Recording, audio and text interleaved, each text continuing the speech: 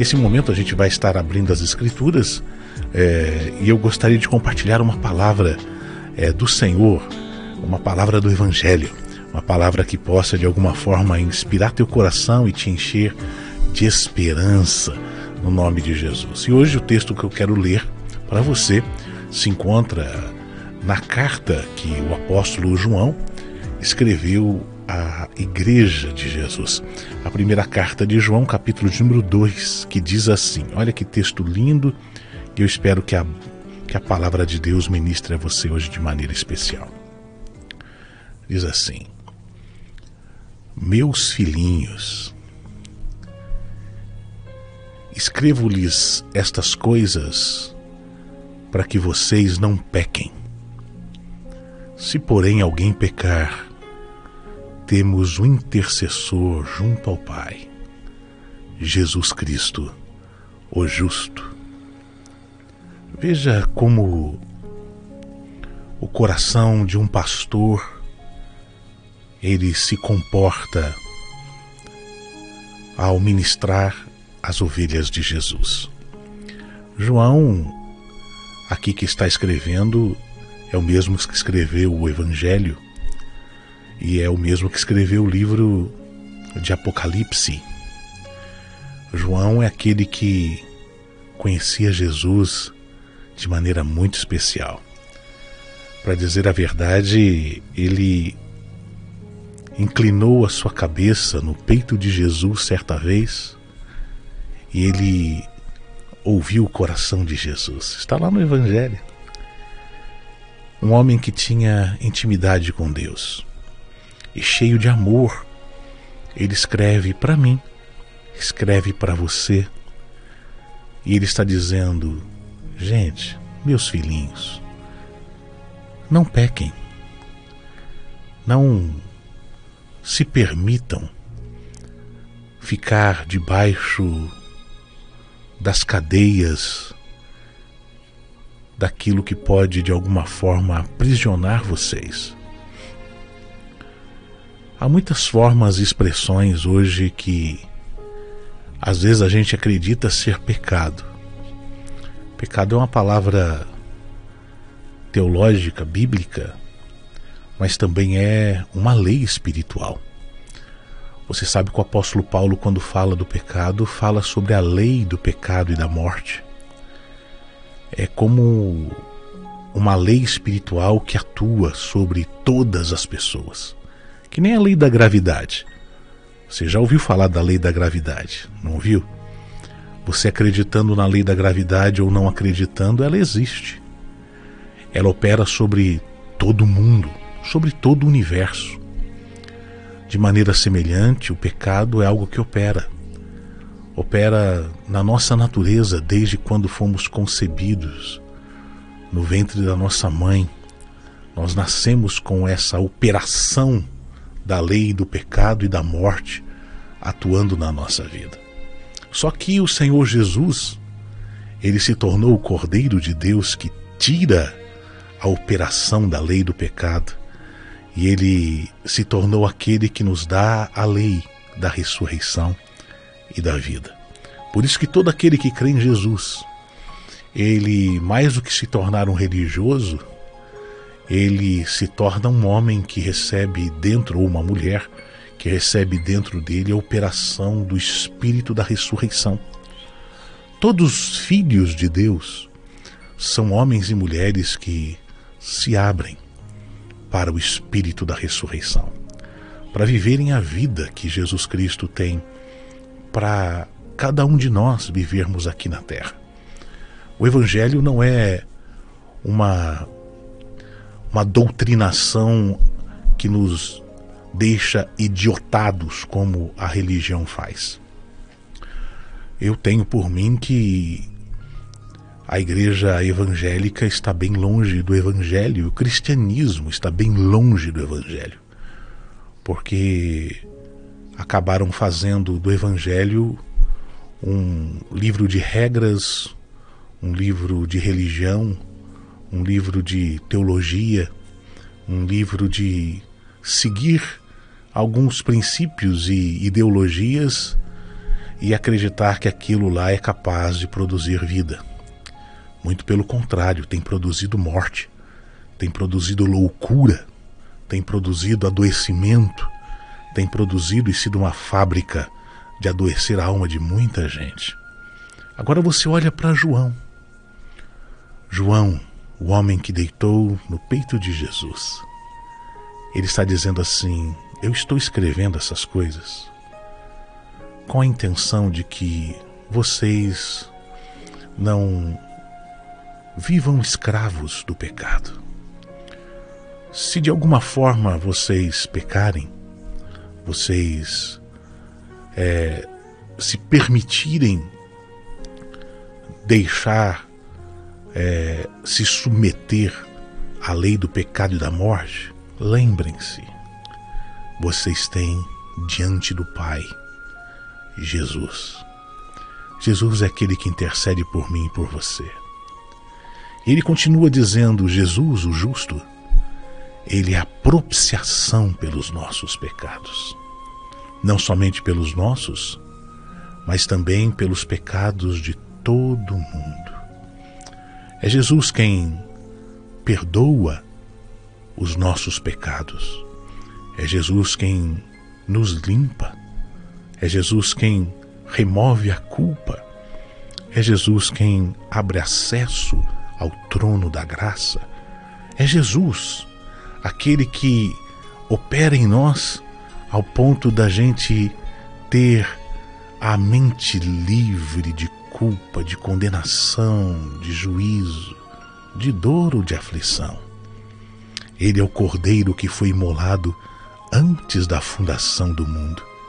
Por isso, ele não só tem o poder de propiciar os nossos pecados, mas também do mundo inteiro.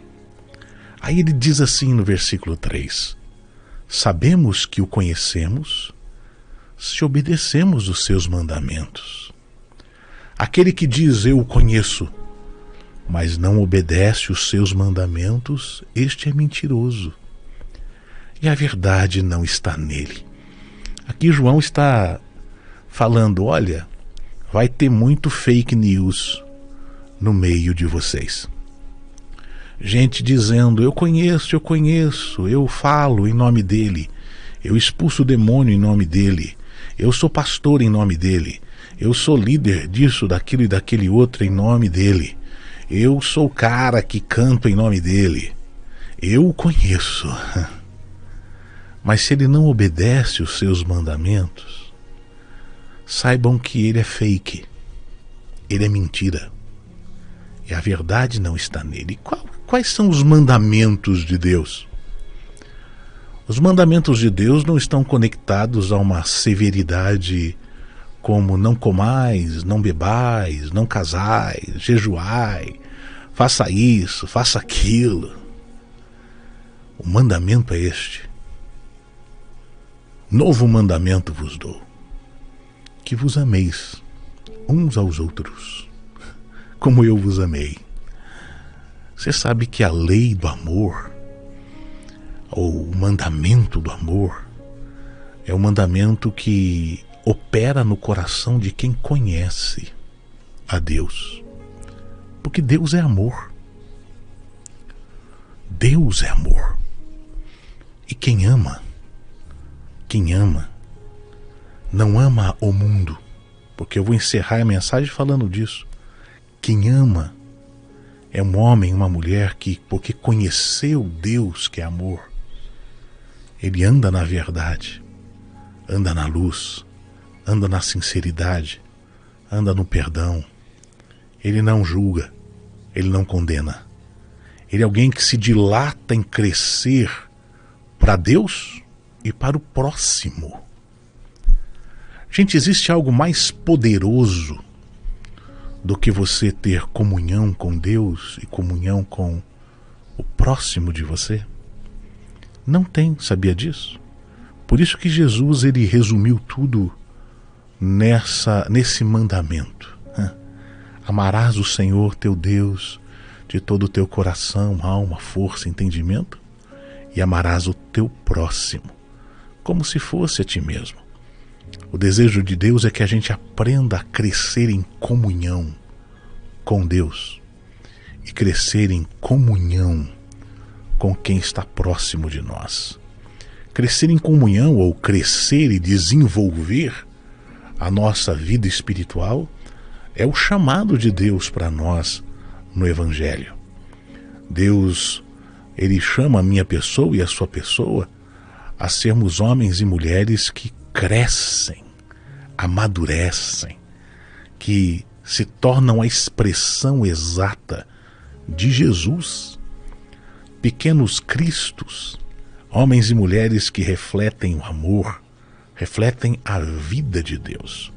Aquele que diz, eu o conheço, mas não anda segundo os seus mandamentos, é fake, é mentiroso.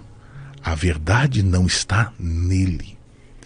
Isso aqui dá tema para a gente falar o dia inteiro sobre os estelionatos que acontecem nas igrejas evangélicas e cristãs, mentirosos, sobre a vida de muito cristão que não é verdadeiro, que não está nele, que não é capaz de viver a verdade de se autoconhecer, de confrontar-se a si mesmo, de ser um homem e uma mulher capaz de olhar para dentro de si e ver suas misérias e dizer, puxa, eu sou um pecador, eu sou um homem que preciso de Deus, um homem e uma mulher que é capaz de viver a verdade tendo a ciência, o conhecimento de quem é, e porque sabe quem é, se permite confrontar por Deus e se permite mudar, se permite ser alterado pela verdade, se permite ser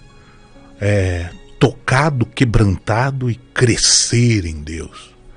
Porque quem conhece a verdade, esse e nele opera a libertação. Não é conhecer textos bíblicos, gente.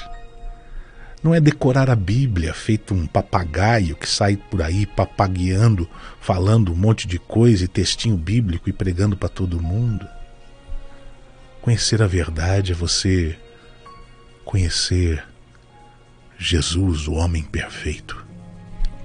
Olhar para ele e se medir nele. E ver quão pequenino você é. E como ele te desafia a ser como ele é. Quando a gente aprende isso, a gente para de ser mentiroso, religioso, e a gente cresce na verdade que ele está. Se alguém obedece sua palavra, nele, verdadeiramente o amor de Deus está sendo aperfeiçoado. E é desta forma que sabemos que estamos nele. Aquele que afirma que permanece dele deve andar como ele andou. Isso aqui resume tanta coisa. Isso aqui traz tanto discernimento. Isso aqui é capaz de abrir a nossa compreensão para entender tudo que nos cerca. Aquele que afirma que permanece nele deve andar como ele andou. Andar como ele andou. Porque esta é a proposta do Evangelho, querido ouvinte. O Evangelho fala do caminho. Fala de homens e de mulheres que andam, que caminham, que percorrem esse planeta Terra andando como ele andou. Andando como ele andou. Não expressando uma religiosidade tacanha, com uma mentalidade tosca, pequenina, cheia de normas e regras, mas expressando, através do seu ser, a vida. A vida. A vida cheia de alegria, cheia de fé, que anda na justiça, que anda na luz, que anda na verdade, que anda na sinceridade. O que Deus busca que nos assemelhemos a Cristo é que tenhamos uma vida simples e sejamos homens e mulheres bem humanos. É assim que a gente deve andar. Quanto mais humano você anda, mais parecido com Jesus você se torna. Sabia disso? Porque Jesus é o segundo Adão. O primeiro Adão se tornou o nosso pai terreno, mas o segundo Adão, Jesus, ele se tornou o homem espiritual que nos faz viver como seres humanos, sadios, cheios de graça aqui nessa terra. Aí ele diz assim: amados, eu não lhes escrevo um novo mandamento, mas o mandamento antigo, aquele que vocês têm desde o princípio, a mensagem que vocês ouviram. Qual foi a mensagem que a gente ouviu? A mensagem que a gente ouviu é essa: que ele se manifestou não só para destruir as obras de Satanás, ele se manifestou como o caminho, a verdade e a vida, e que a gente só se alinha com o Pai através dele. Ele é a revelação exata do ser de Deus. Ele é aquele que manifesta a vontade do Pai. No entanto, eles escrevem um mandamento novo, o qual é verdadeiro nele e em vocês, pois as trevas vão se dissipando e já brilha a verdadeira luz. É interessante que é assim que é o caminhar com Jesus. Você caminha com o Senhor Jesus e o mundo de trevas que habita na sua mente, no seu olhar, na sua maneira de entender, vão se dissipando. Já pegou uma estrada com neblina, onde você tem que pôr lá o farol baixo e tem que ir devagarzinho, porque está tudo cheio de impossibilidade de enxergar, corre o risco de cair num precipício. Mas a luz do Evangelho é como a luz do sol que se levanta até ficar no pico do meio-dia. Ela vai dissipando as trevas, e ao dissipar as trevas a gente enxerga com clareza. Aí olha que interessante, ele diz assim: quem afirma estar na luz, mas odeia seu irmão, continua nas trevas. Por isso que eu tenho dito continuamente, a religião tem feito muita gente adoecer. A religião faz com que as pessoas aprendam a ficar partidaristas. Elas tomam partido. Você já percebeu como isso acontece dentro das igrejas? Dentro dos nichos evangélicos e cristãos? Dentro da religião? Ela faz com que as pessoas tomem partido.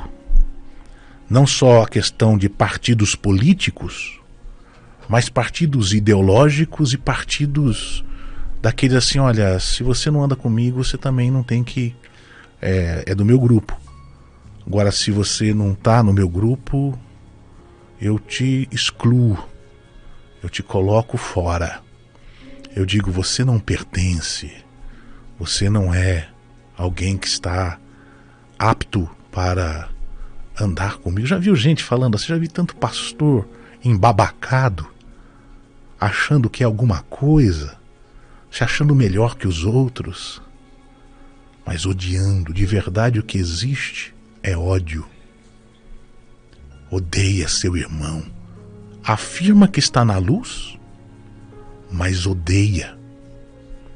Rotula, julga, condena, exclui, como se fossem capazes de tirar joio de trigo. O Evangelho nunca deu ordens para ninguém separar joio de trigo. Essa é uma ordem dada a Deus, aos anjos, porque não existe homem capaz de discernir o que há no coração do outro ser humano. E tem muita gente que pensa, porque tem autoridade ou porque se acha alguma coisa, capaz de excluir, condenar, colocar para fora. Quem afirma estar na luz, mas odeia seu irmão, continua nas trevas. E se a lâmpada dos teus olhos é trevas, teu corpo todo está em trevas. Agora, quem ama seu irmão permanece na luz, e nele não há causa de tropeço, porque é assim que Deus nos chamou, para não tropeçar, andarmos firmes, conscientes de quem somos.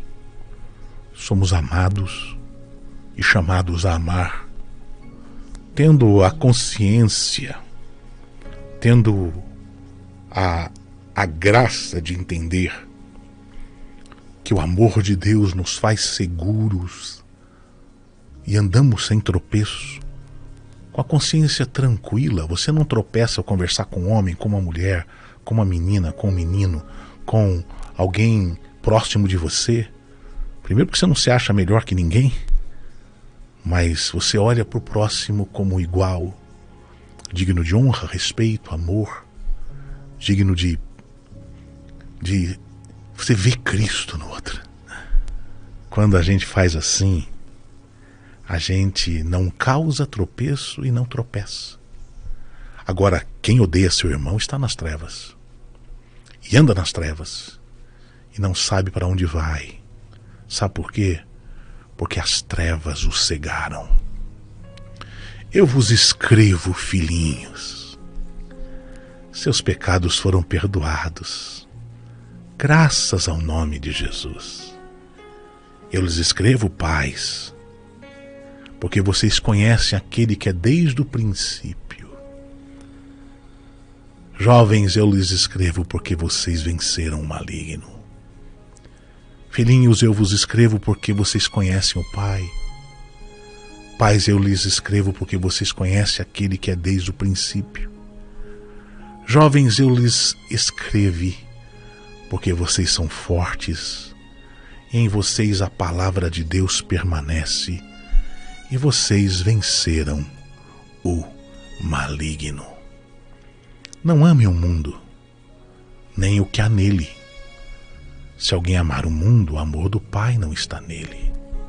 Agora, isso aqui é interessante porque existe um conceito aqui chamado mundo, que às vezes as pessoas não entendem também, que a religião não abre o entendimento.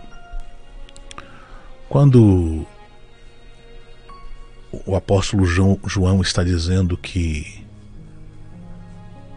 a gente não deve amar o mundo nem o que há nele, o mundo aqui não é o mundo planeta, porque existe o mundo planeta, o mundo cosmos, os mundos que Deus criou, que possuem bilhões de anos.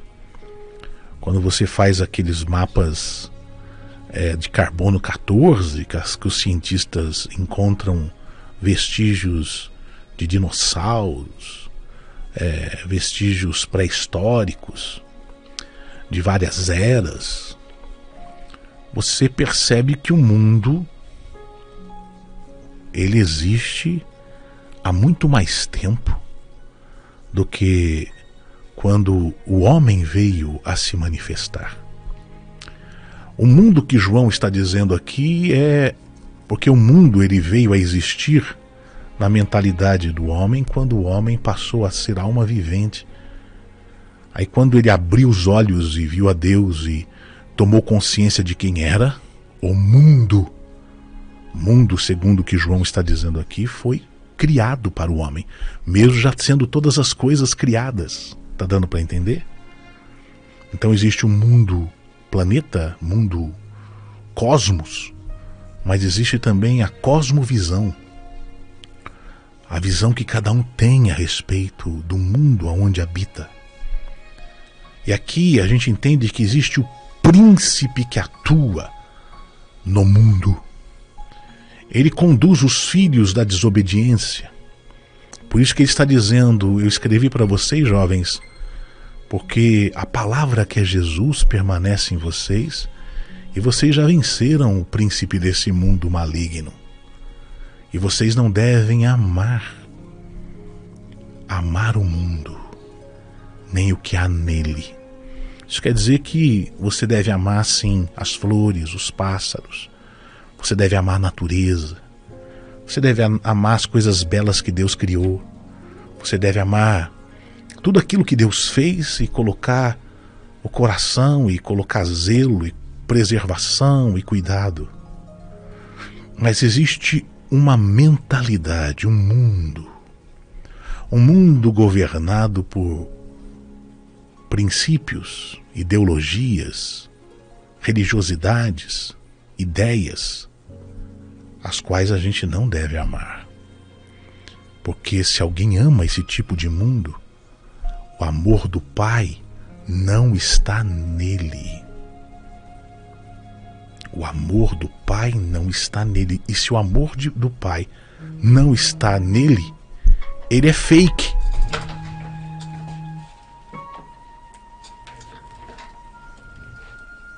Se o amor do Pai não está nele, ele é fake.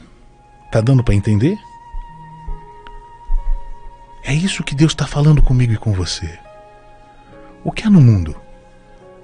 Desejo da cobiça da carne, dos olhos, das ostentações. Isso não provém do Pai, mas da mentalidade do mundo. Agora o mundo e suas cobiças passam, mas aquele que faz a vontade de Deus permanece para sempre.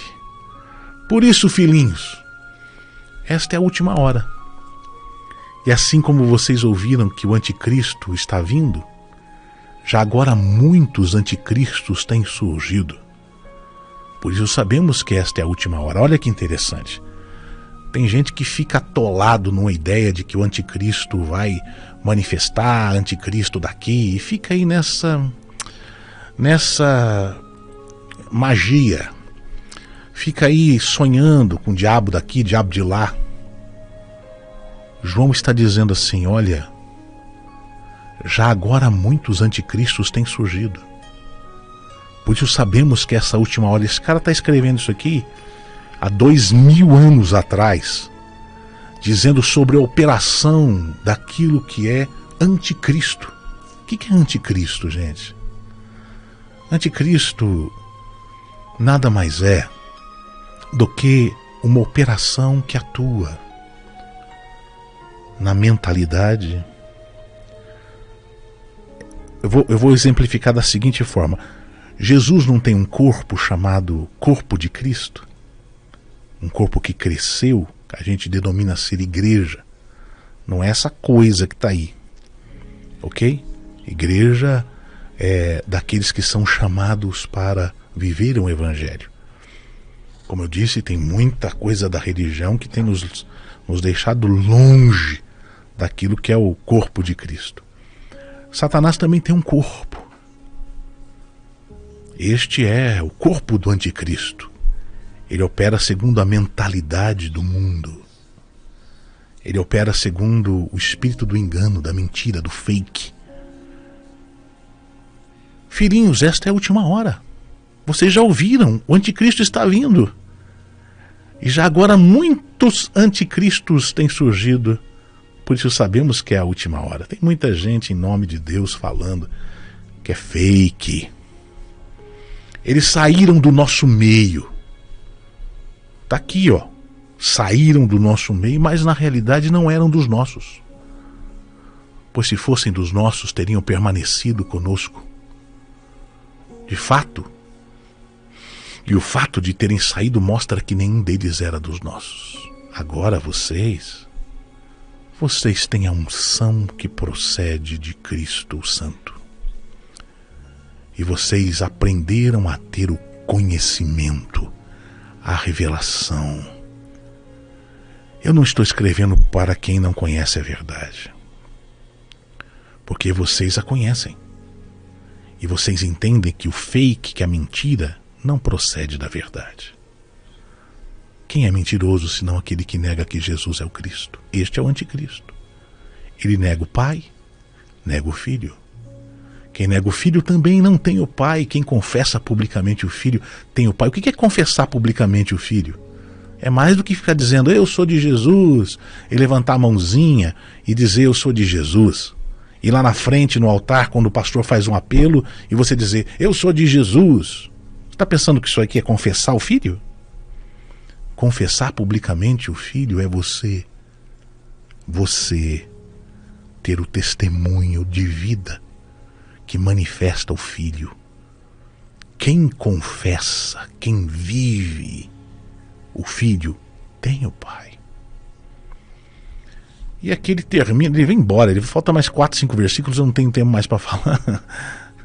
Mas eu queria que vocês pudessem terminar essa leitura em casa, tá bom?